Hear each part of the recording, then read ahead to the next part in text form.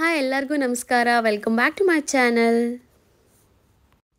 ಇವತ್ತು ನಾವು ಚೈನಾದಲ್ಲಿ ಊಶಿ ಅನ್ನೋ ಸಿಟಿ ಸಮೀಪದಲ್ಲಿ ಇರೋವಂಥ ಗ್ಲಾಸ್ ಬ್ರಿಡ್ಜ್ಗೆ ಹೋಗ್ತಿದ್ದೀವಿ. ಸೊ ಈ ಗ್ಲಾಸ್ ಬ್ರಿಡ್ಜ್ ಎಲ್ಲಿದೆ ಅಂತ ಅಂದರೆ ಹುವಾಶಿ ವರ್ಲ್ಡ್ ಅಡ್ವೆಂಚರ್ ಪಾರ್ಕ್ ಅಂತ ಇದೆ. ಸೊ ಅಲ್ಲಿ ಇದು ಗ್ಲಾಸ್ ಬ್ರಿಡ್ಜ್ ಇದೆ. ಒಂದು ಬೆಟ್ಟದಿಂದ ಇನ್ನೊಂದು ಬೆಟ್ಟಕ್ಕೆ ಕ್ರಾಸ್ ಮಾಡೋಕ್ಕೆ ಈ ಗ್ಲಾಸ್ ಬ್ರಿಡ್ಜ್ ಇದೆ. ಸೊ ಇದು ಹುವಾಶಿ ಗ್ಲಾಸ್ ಬ್ರಿಡ್ಜ್ ಅಂತಲೇ ಫೇಮಸ್ಸು. ಸೊ ಈಗ ನಾವು ಗೇಟ್ ಒಳಗಡೆ ಎಂಟ್ರಿ ಆದ್ವಿ. ಪಾರ್ಕಿಂಗ್ ಕಡೆಗೆ ಹೋಗ್ತಾ ಇದ್ದೀವಿ. ಎಂಟರಲ್ಲೇ ಈ ಥರ ಇದೆ ರೋಡು. ಪಕ್ಕದಲ್ಲೆಲ್ಲ ವಿಲ್ಲಾ ಮತ್ತು ರೆಸಾರ್ಟ್ಸ್ ಎಲ್ಲ ಇತ್ತು. ಸಿಟಿಯಿಂದ ಸ್ವಲ್ಪ ಹಳ್ಳಿ ಕಡೆಗೆ, ಚೈನಾದ ಹಳ್ಳಿ ಕಡೆಗೆ ಹೋದಾಗ ನಮಗೆ ಈ ಗ್ಲಾಸ್ ಬ್ರಿಡ್ಜ್ ಇರೋವಂಥ ಜಾಗ ಸಿಗೋದು. ನಾವೀಗ ಇಲ್ಲಿ ಬಂದು ರೀಚ್ ಆಗಿದ್ದೀವಿ.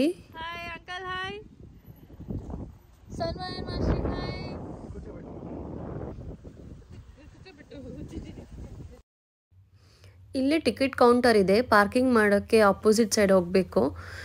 ಹೊರಗಡೆ ಬಂದ ತಕ್ಷಣ ನೋಡಿ ನಮಗೆ ಈ ಥರ ವ್ಯೂ ಕಾಣಿಸುತ್ತೆ. ಅಲ್ಲಿ ಕೇಬಲ್ ಕಾರ್ಗಳು ರನ್ ಆಗ್ತಿದೆ, ನೋಡ್ತಾ ಇರ್ಬೋದು ನೀವು. ಸೊ ಈ ಬೆಟ್ಟದಿಂದ ಆ ಕಡೆ ಸೈಡ್ ಇರೋ ಬೆಟ್ಟಕ್ಕೆ ಗ್ಲಾಸ್ ಬ್ರಿಡ್ಜ್ ಇರೋದು ಇವಾಗ. ಸೊ ಬನ್ನಿ ಈಗ ನಾವು ಆ ಕಡೆ ಹೋಗೋಣ. ಫಸ್ಟ್ ಟಿಕೆಟ್ ತೊಗೊಳ್ಳೋಣ. ನೋಡಿ ಇದು ಟಿಕೆಟ್ಸ್ ಇದು 1500 ರೂಪಾಯಿ ಆ ಥರ ಆಗುತ್ತೆ ಎಂಟ್ರಿ ಟಿಕೆಟು. ಕೇಬಲ್ ಕಾರಲ್ಲಿ ಹೋಗೋಕ್ಕೆ ಸಪ್ರೇಟಾಗಿ ಟಿಕೆಟ್ ತೊಗೋಬೇಕು. ಇದು ಒಳಗಡೆ ಎಂಟ್ರಿ ಆಗಿ ಗ್ಲಾಸ್ ಬ್ರಿಡ್ಜ್ ಮೇಲೆ ಹೋಗೋದಕ್ಕೆ ಟಿಕೆಟು. ಯೂಶ್ವಲಾಗಿ ನಾವು ಯೂಟ್ಯೂಬಲ್ಲಾಗಿರ್ಬೋದು, ಟಿಕ್ಟಾಕಲ್ಲಾಗಲಿ ಮುಂಚೆ ನೋಡ್ತಾ ಇದ್ವಿ, ಒಂದು ರೈನ್ಬೋ ಥೀಮ್ ಇರೋ ಅಂಥ ಒಂದು ಸ್ಲೈಡರ್ ಇರ್ತಿತ್ತು, ಜಾರಬಂಡೆ. ಸೊ ಅದರದ್ದು ಒಂದು ಚಿಕ್ಕದು ಒಂದು ಜಾರಬಂಡಿನ ನಾನು ಇಲ್ಲಿ ನೋಡಿದೆ. ಗ್ಲಾಸ್ ಬ್ರಿಡ್ಜ್ ಎಲ್ಲ ಮುಗಿದ್ಮೇಲೆ ಇದರಲ್ಲಿ ಒಂದ್ಸಲ ಆಟಾಡ್ಕೊಂಡು ಮನೆಗೆ ಹೋಗೋಣ ಅಂತ ಅಂದ್ಕೊಂಡು ನಾವು ಮುಂದೆ ಹೋದ್ವಿ ಕೇಬಲ್ ಕಾರ್ ಕಡೆಗೆ. ನೋಡಿ ಇದೇ ಕೇಬಲ್ ಕಾರ್ ಕಡೆ ಹೋಗುವಂಥ ಒಂದು ಸ್ಪಾಟ್ ಇದು. ಯಾವಾಗಲೂ ಆಪ್ರೇಟ್ ಆಗ್ತಾನೆ ಇರುತ್ತೆ ಕೇಬಲ್ ಕಾರು. ಇಲ್ಲಿ ಕೇಬಲ್ ಕಾರ್ಗಳೆಲ್ಲ ನಾವು ಹತ್ತುವಾಗ ಇಳಿಯುವಾಗ ಸ್ಟಾಪ್ ಮಾಡೋದಿಲ್ಲ. ಈ ಥರ ಸ್ಲೋ ಮೋಷನಲ್ಲಿ ಪಾಸ್ ಆಗ್ತಿರುತ್ತೆ, ಮೂವ್ ಆಗ್ತಿರುತ್ತೆ. ಬಟ್ ನಾವು ಹತ್ಕೊಂಡ್ಬಿಡ್ಬೇಕು ಬೇಗ. ಇಲ್ಲಿ ಸ್ಲೋನು ಮಾಡಲ್ಲ, ಏನೂ ಇಲ್ಲ. ಸೊ ಇದೇ ಕಾನ್ಸ್ಟೆಂಟ್ ಸ್ಪೀಡಲ್ಲಿ ಹೋಗ್ತಾ ಇರುತ್ತೆ. ಸ್ವಲ್ಪ ಸ್ಲೋ ಬೇಕು ಅಂದರೆ ಅದನ್ನು ಕೈಯಲ್ಲಿ ಹಿಡಿದು ಹೋಲ್ಡ್ ಮಾಡಿ ಇದು ಮಾಡಿಬಿಟ್ಟು ಹತ್ತಿಸ್ತಾರೆ. ಸೊ ಈಗ ನಾನು ಕೂಡ ಕೇಬಲ್ ಕಾರ್ ಮೇಲೆ ಹತ್ಕೊಂಡಿದ್ದೀನಿ.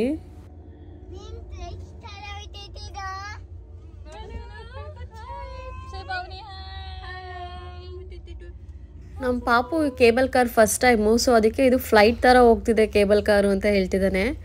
ಸೊ ಈಗ ನಾವು ಬೆಟ್ಟದ ಕಡೆಗೆ ಹೋಗ್ತಾ ಇದ್ದೀವಿ ಕೇಬಲ್ ಕಾರ್ ಮೂಲಕ. ಈ ಕೇಬಲ್ ಕಾರ್ ಮೂಲಕ ನಾವು ಬೆಟ್ಟದ ಕಡೆಗೆ ಹೋಗಬೇಕು ಅಂತಂದರೆ ಒಬ್ಬರಿಗೆ 500 ರೂಪಾಯಿ ಆ ಥರ ಆಗುತ್ತೆ. ನಮಗೆ ಈ ಕೇಬಲ್ ಕಾರಲ್ಲಿ ಹೋಗೋಕ್ಕೆ ಇಷ್ಟ ಇಲ್ಲ. ಬೆಟ್ಟಕ್ಕೆ ಹಾಗೆ ಹೋಗಬೇಕು ಅಂತ ಅಂದರೆ ಕಾಲ್ನಡಿಗೆಲ್ಲೂ ಕೂಡ ಹೋಗ್ಬೋದು. ಅಂದರೆ ನಾವು ಹೇಗೆ ಬೆಟ್ಟ ಹತ್ತೀವಿ ಆ ಥರ ಮಧ್ಯದಲ್ಲಿ ಮಾಮೂಲಿ ನಾವು ಚಾಮುಂಡಿ ಬೆಟ್ಟಕ್ಕೆಲ್ಲ ಹೇಗೆ ಹೋಗೋಕ್ಕೆ ರೋಡ್ಗಳಿರುತ್ತೋ ಸೊ ಅದೇ ಥರ ರೋಡ್ಗಳಿದೆ ಇಲ್ಲಿ. ಅಂದರೆ ಮೋಸ್ಟ್ಲಿ ತುಂಬ ಟಯರ್ಡ್ ಆಗ್ಬೋದು ಅಂತ ಅನಿಸುತ್ತೆ ಹತ್ತುವಾಗ. ಮಧ್ಯದಲ್ಲಿ ನಮಗೆ ಯಾವುದೂ ಚಿರತೆ ಆಗಲಿ ಹುಲಿ ಆಗಲಿ ಏನೂ ಸಿಕ್ಕಲ್ಲ. ಅದೆಲ್ಲ ಝೂ ಅಲ್ಲಿ ಇರುತ್ತೆ ಇಲ್ಲಿ. ಇಲ್ಲಿ ಬೆಟ್ಟದ ಹತ್ರ ಎಲ್ಲ ಯಾವುದೂ ಕಾಡು ಪ್ರಾಣಿಗಳು ಇಲ್ಲವೇ ಇಲ್ಲ. ಪ್ರಾಬಬ್ಲಿ ಹಾವುಗಳು ಸಿಕ್ಕಿದ್ರೆ ಸಿಗ್ಬೋದೇನೋ ಅಷ್ಟೇ. ಈಗ ನೀವು ಕೆಳಗೆ ನೋಡ್ತಿದ್ರೆ ನೋಡಿ, ಇದೆಲ್ಲ ರಸ್ತೆ ಮಾರ್ಗ. ಇದು ನಡ್ಕೊಂಡು ಹೋಗೋವಂಥ ಜಾಗ ಇದು. ಬಟ್ ಎಲ್ಲರೂ ಕೇಬಲ್ ಕಾರೇ ಪ್ರಿಫರ್ ಮಾಡ್ತಾರೆ ಗ್ಲಾಸ್ ಬ್ರಿಡ್ಜ್ ನೋಡೋಕ್ಕೆ ಬಂದಿರೋರು ಯಾರು. ಬಟ್ ಇಲ್ಲಿ ಲೋಕಲೇಟ್ಸ್ ಏನಿರ್ತಾರೆ ಅವ್ರು ಇಲ್ಲೆಲ್ಲ ಓಡಾಡ್ತಾರೆ ಈ ಕಡೆ ರಸ್ತೆ ಮಾರ್ಗದಲ್ಲಿ. ಸೊ ಈಗ ನಾವು ಬಂದಿದ್ದೀವಿ ಗ್ಲಾಸ್ ಬ್ರಿಡ್ಜ್ ಮೇಲೆ ನಡೆಯೋದಕ್ಕೆ. ನಮಗೆ ಶೂ ಮೇಲೆ ಈ ಥರ ಒಂದೊಂದು ಬಟ್ಟೆದು ಕ್ಲಾತ್ ಕೊಡ್ತಾರೆ. ಗ್ಲಾಸ್ ಎಲ್ಲ ಗಲೀಜಾಗಬಾರ್ದು, ಕೊಳೆ ಆಗಬಾರ್ದು ಅಂತ ಅಂದ್ಬಿಟ್ಟು ಈ ಥರ ಒಂದೊಂದು ಕ್ಲಾತ್ ಕೊಡ್ತಾರೆ. ಸೊ ಈಗ ನಾವು ಕ್ಲಾತ್ ಹಾಕ್ಕೊಂಡೆ ಗ್ಲಾಸ್ ಬ್ರಿಡ್ಜ್ ಮೇಲೆ ಎಂಟ್ರಿ ಆಗಬೇಕು, ಹಾಗೆ ಅಲೋ ಮಾಡಲ್ಲ. ಈಗ ನಾವು ಗ್ಲಾಸ್ ಬ್ರಿಡ್ಜ್ ಮೇಲೆ ನಡೆಯೋದಕ್ಕೆ ರೆಡಿ ಆಗಿದ್ದೀನಿ, ಶೂ ಮೇಲೆ ಒಂದು ಸಾಕ್ಸ್ ಹಾಕ್ಕೊಂಡು. ಈಗ ನಾವು ಎಂಟರ್ ಆಗ್ತಾ ಇರೋದೇ ಹುವಾಶಿ ಗ್ಲಾಸ್ ಬ್ರಿಡ್ಜ್. ಚೈನಾದ ಜಿಯಾಂಗ್ಸು ಪ್ರಾವಿನ್ಸಲ್ಲಿ ಇರೋವಂಥ ಇದು ಒಂದು ಚಿಕ್ಕ ಗ್ಲಾಸ್ ಬ್ರಿಡ್ಜ್. ಇದು ಒಂದು ವಾರ ಆಗಿತ್ತು ಸ್ನೋಫಾಲ್ ಆಗಿ. ಸೊ ಬೆಟ್ಟ ಆಗಿರೋದ್ರಿಂದ ಹಿಮ ಇನ್ನೂ ಕರಗಿಲ್ಲ, ಹಾಗೇ ಇದೆ. ಈ ಗ್ಲಾಸ್ ಬ್ರಿಡ್ಜ್ನ ಒಂದು ಸ್ಪೆಷಾಲಿಟಿ ಏನು ಅಂತ ಅಂದರೆ ಇದು ತೂಗು ಸೇತುವೆ ಅಂತಲೇ ಹೇಳ್ಬೋದು. ಉಯ್ಯಾಲೆ ಥರ ಅಲ್ಲಾಡುತ್ತೆ ನಡೆಯುವಾಗ. ಮತ್ತು ಮಧ್ಯದಲ್ಲಿ ಹೋಗುವಾಗ ತುಂಬ ಗಾಳಿ ಬಡ್ತಾ ಜೋರಿದ್ದರೆ ಮಾತ್ರ ಸಖತ್ತು ಶೇಕ್ ಆಗುತ್ತೆ ಈ ಗ್ಲಾಸ್ ಬ್ರಿಡ್ಜು. ಆವಾಗ ಸ್ವಲ್ಪ ಭಯ ಆಗುತ್ತೆ. ನಮ್ಮ ಪಾಪಗಂತೂ ಗ್ಲಾಸ್ ಬ್ರಿಡ್ಜ್ ಮೇಲೆ ಸ್ವಲ್ಪನೂ ಭಯನೇ ಇರಲಿಲ್ಲ. ಗ್ಲಾಸ್ ಬ್ರಿಡ್ಜ್ ಕಂಡ್ರೆ ಅವನು ಆರಾಮಾಗಿ ಓಡಾಡ್ತಿದ್ದ. ನನಗೆ ಸ್ವಲ್ಪ ಭಯ ಆಗ್ತಿತ್ತು. ಈ ಗ್ಲಾಸ್ ಬ್ರಿಡ್ಜ್ 2019 ಮೇ 4ನೇ ತಾರೀಕು ಓಪನ್ ಆಗುತ್ತೆ. ಓಪನ್ ಆಗ್ತಿದ್ದಂಗೆ ಸುತ್ತಮುತ್ತ ಇರೋ ಸಿಟಿಗಳಲ್ಲಿರೋ ಚೈನೀಸ್ ಸಿಟಿಸನ್ಸ್ ಎಲ್ಲ ಬಂದು ಟಿಕ್ಟಾಕ್ ಮಾಡೋದು, ರೀಲ್ಸ್ ಮಾಡೋದೆಲ್ಲ ಖುಷಿಯಾಗಿ ಬಂದು ಮಾಡ್ತಾರೆ.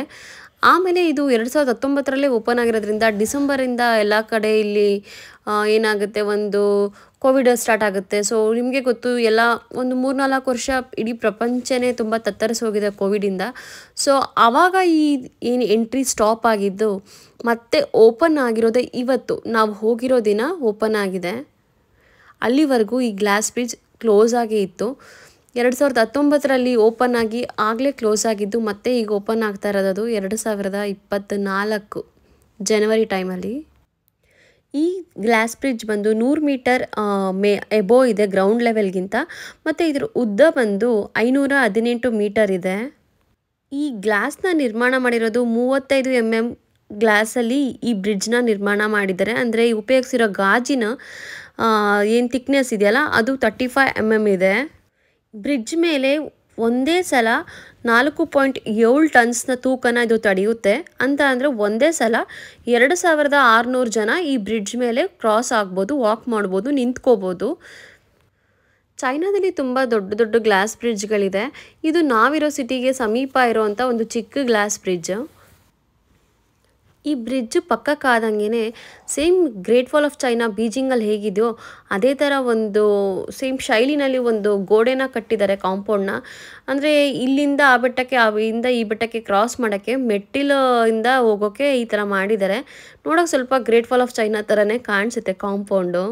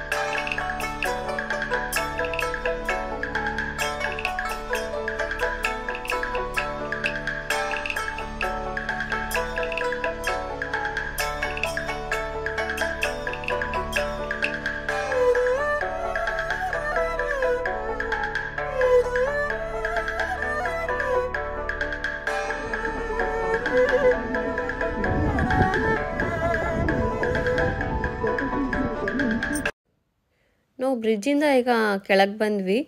ಈಗ ಅಲ್ಲೇ ಸ್ನೋ ಇತ್ತು ಪಕ್ಕದಲ್ಲಿ, ಇನ್ನೂ ಸ್ನೋಫಾಲ್ ಆಗಿದ್ದು ಕರಗಿರಲಿಲ್ಲ. ಸೊ ನಮ್ಮ ಪಾಪುಗೆ ಆಟ ಆಡಿಸ್ಕೊಂಡು ಹೋಗೋಣ ಅಂತ ಹಾಗೆ ಸ್ನೋ ಕಡೆಗೆ ಬಂದ್ವಿ. ಇದು ಒಂದು ಟೆಂಪಲ್ ಮಾದರಿನಲ್ಲಿತ್ತು, ಬಟ್ ಓಪನ್ ಇರಲಿಲ್ಲ ಅಷ್ಟೇ. ನೋಡಿ, ಈ ಮೂಲಕ ನಾವು ಸ್ಟೆಪ್ಸಿಂದ ಆ ಬೆಟ್ಟಕ್ಕೆ ಹೋಗ್ಬೋದು. ತುಂಬ ಸ್ಲಿಪ್ಪರಿ ಇತ್ತು, ಜಾರೋ ಚಾನ್ಸಸ್ ತುಂಬ ಇತ್ತು. ಸೊ ನಾವು ಅದಕ್ಕೆ ಇಳಿಲೇ ಇಲ್ಲ. ಸ್ನೋ ಎಲ್ಲ ಅಲ್ಲಿ ಏನಾಗ್ಬಿಡ್ತು, ತುಂಬ ಕಲ್ಲಾಗೋಗಿತ್ತು. ಕಲ್ಲಾದಾಗ ತುಂಬ ಜಾರತ್ತೆ. ಯಾರು ಕೂಡ ಹೋಗ್ತಾ ಇರಲಿಲ್ಲ. ಅಲ್ಲಿ ಏನು ಲೋಕಲ್ ಹೆಡ್ಸ್ ಇರ್ತಾರೆ ಅವರು ಕೂಡ ಹೋಗೋಕ್ಕೆ ಸ್ವಲ್ಪ ಇದು ಮಾಡ್ತಿದ್ರು, ಯಾರು ಹೋಗಬೇಡಿ ಅಂತಲೂ ಹೇಳ್ತಿದ್ರು. ಸೊ ಈಗ ನಾವು ಗ್ಲಾಸ್ ಬ್ರಿಡ್ಜ್ ದರ್ಶನ ಆಯಿತು. ಈಗ ನಾವು ಕೇಬಲ್ ಕಾರ್ ಹತ್ಕೊಂಡು ವಾಪಸ್ ಹೋಗ್ತಾ ಇದ್ದೀವಿ. ನಾನು ಆಗಲೇ ನಿಮಗೆ ಒಂದು ರೇನ್ಬೋ ಸ್ಲೈಡ್ನ ತೋರಿಸಿದೆ, ಜಾರ ಬಂಡೆ. ಸೊ ಅದನ್ನು ಆಡಬೇಕು ಅಂತ ನಾವು ಬಂದಿದ್ದೀವಿ ಇಲ್ಲಿಗೆ. ಇದಕ್ಕೆ ಸಪ್ರೇಟ್ ಎಂಟ್ರೆನ್ಸ್ ಫೀಸ್ ತಗೋತಾರೆ. ಯಾರೂ ನಮ್ಗೆ ಅಲ್ಲಿ ಗೈಡ್ ಮಾಡೋಕ್ಕಿರಲಿಲ್ಲ, ಯಾಕೆಂದರೆ 3 ವರ್ಷ ಆದಮೇಲೆ ಓಪನ್ ಆಗಿರೋದೇ ಇವತ್ತು. ನಮಗೂ ಗೊತ್ತಿರಲಿಲ್ಲ. ಸೊ ನಾನು ಇದ್ರದ್ದೊಂದು ಟ್ರೈ ಮಾಡೋಣ ಅಂತ ಬಂದಿದ್ದೀನಿ. ಯೂಟ್ಯೂಬಲ್ಲೆಲ್ಲ ನೋಡ್ತಾ ಇದ್ದೆ. ಸೊ ಚೈನಾಗೆ ಬಂದಮೇಲೆ ಈ ಜಾರಬಂಡೆ ಜಾರಬೇಕು ಅಂತ ಅಂದ್ಕೊಂಡಿದ್ದೆ. ಸೊ ಇವಾಗ ಟ್ರೈ ಮಾಡಿದ್ದೀನಿ. ಈ ಜಾರಬಂಡೆ ತುಂಬ ಚೆನ್ನಾಗಿತ್ತು. ಚೈನಾದಲ್ಲಿ ಮಕ್ಕಳಿಗೆ ಆಟ ಆಡಿಸೋ ಜಾಗದಲ್ಲಿ ಯೂಶ್ವಲ್ ಆಗಿ ಅವ್ರಿಗೆ ಪೇರೆಂಟ್ಸ್ಗಳು ಕೂಡ ಅದ್ರ ಜೊತೆ ಆಟ ಆಡ್ಬೋದು, ಆ ಥರ ಮಾಡಿರ್ತಾರೆ. ಅದೊಂದು ಬೆನಿಫಿಟ್ ಇಲ್ಲಿ. ಸೊ ಮಕ್ಕಳ ಜೊತೆ ನಾವು ಮಕ್ಕಳಾಗಿ ಅವ್ರ ಜೊತೆ ಆಟ ಆಡ್ಬೋದು ಇನ್ನೊಂದು ಸಲ.